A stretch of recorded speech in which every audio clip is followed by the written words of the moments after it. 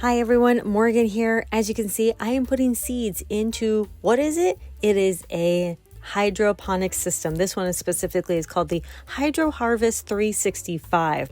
And I found this and I knew I had to have it, and it's a pretty reasonable price for what it is.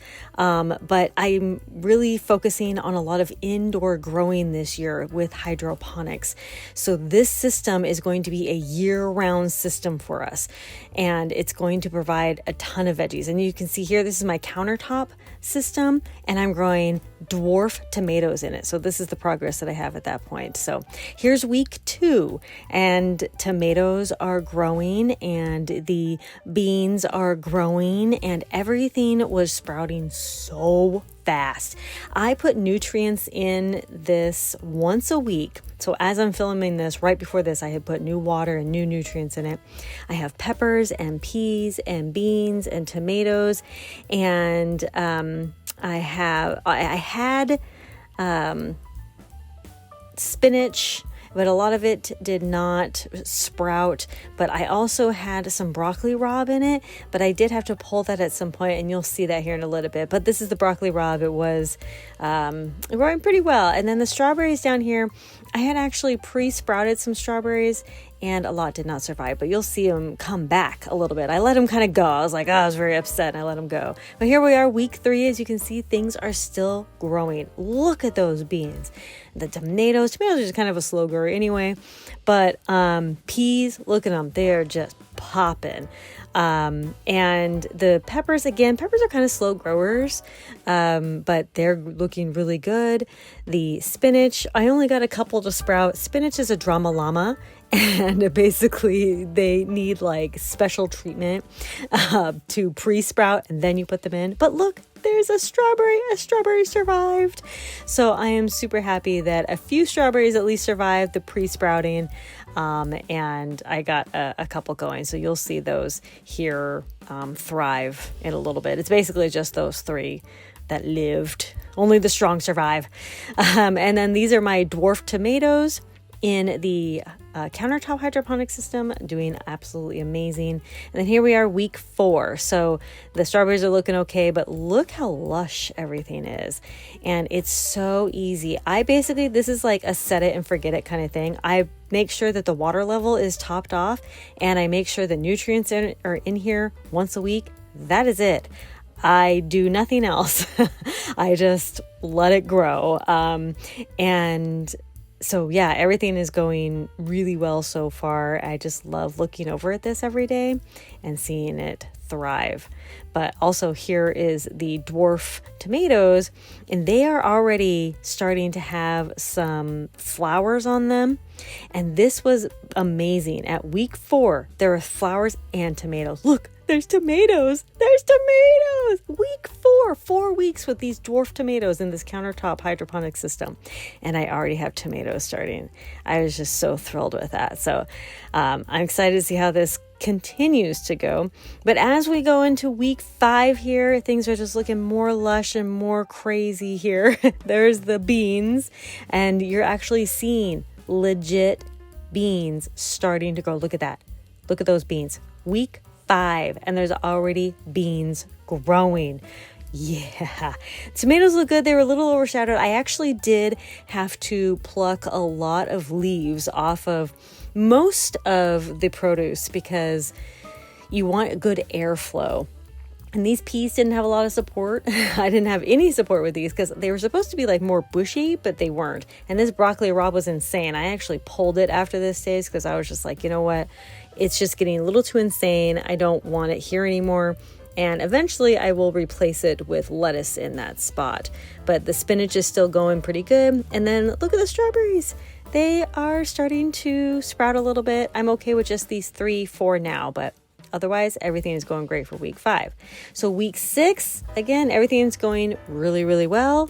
As you can see, I pulled that broccoli rabe there. The peas are going great. The peppers are looking fantastic. The spinach, the strawberries are just thriving in here now. Strawberries from seeds, they can be a slow grow. Obviously, they're going to be perennials. But yeah, there's the broccoli rabe where that was, and I pulled that, and whatever. I'm just going to ignore it and move on with my life. So the peas are looking really good. There were like 1 or 2 peas on here. At one point they were like starting to grow, but yeah, I hadn't seen a ton of flowers. Oh yeah, there was one. There it is. And I started seeing like more flowers just all of a sudden. Like peas will just kind of come out of nowhere. It's the same with beans. You're just like, oh my gosh. And then there they are.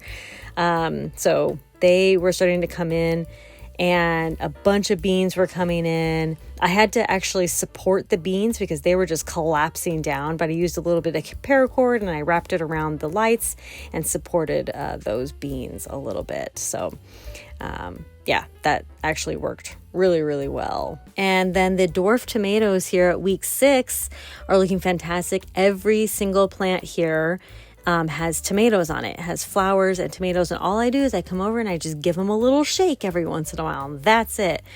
So these are little cherry tomatoes. They're not going to get bigger than this, and that's exactly the point, right? Because this is a countertop hydroponic system, and I probably overloaded a little bit, but I like to experiment and I like to, figure things out. But so far this is going good. I actually really wish I had another countertop hydroponic system so I could do some other dwarf varieties. But anyway, here's week 7. Things are still going fantastic. Look at these beans. Bam! There's beans. And it's time to pick. That's right. Week 7, and we're picking beans. We're picking peas. We're picking spinach. We're picking it all. And I cannot believe I'm just so excited. The peppers are actually looking like they're just about ready to flower and start producing as well. So super exciting to see that. Here's spinach. Here's the peas, which I'm getting more of. There's always coming more. And the beans. The absolute greatest thing about this hydroponic system is that we can keep picking on this. So like we can have fresh vegetables all the time. Like this is a year-round system. I can keep planting, keep picking, keep planting, all this year-round, okay? So this is not just you can hear Oakley's super excited about it in the background too, okay? So this is not just like I'm just gonna have some for the summer and then I have to preserve everything. No, this is something I can literally replant and keep picking all year long, year-round. This dwarf tomatoes I am extremely happy with. Look at all these tomatoes.